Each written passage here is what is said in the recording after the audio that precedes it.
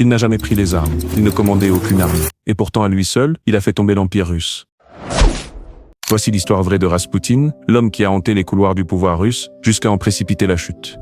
Au cœur de la Russie impériale, un homme venu des confins de la Sibérie va bouleverser le destin d'un empire. Sale, mystique, habité d'une foi ardente, il fascine autant qu'il répugne. Son nom, Grigori Raspoutine. Moine autoproclamé, mystique errant, il arrive à Saint-Pétersbourg sans titre, sans fortune, mais avec un magnétisme troublant. Très vite, il attire l'attention de l'impératrice Alexandra.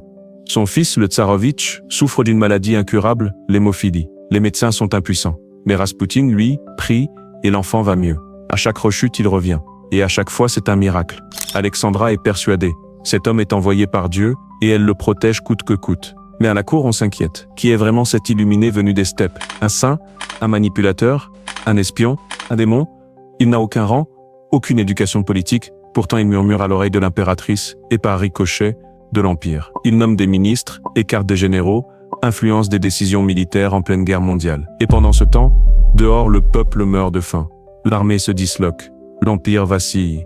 Alors un complot se forme. La noblesse veut le faire taire, définitivement.